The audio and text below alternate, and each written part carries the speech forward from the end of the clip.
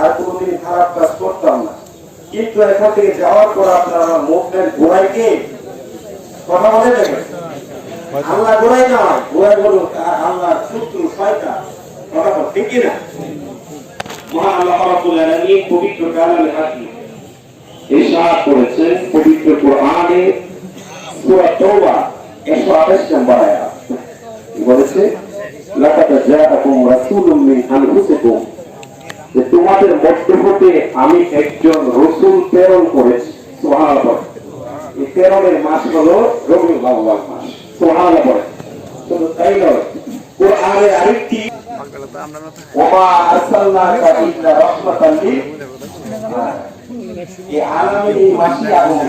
সুবহানাল্লাহ। এটা হচ্ছে সূরাতুল ইমরান 102 নম্বর আয়াত। মহান আল্লাহ রাব্বুল আলামিন বলেছেন, ওয়াজকুরু নি'মাতাল্লাহি আলাইকুম। সুবহানাল্লাহ। যে তোমরা আমার নিয়ামতে কি খুশি করো, আনন্দ করো। সুবহানাল্লাহ।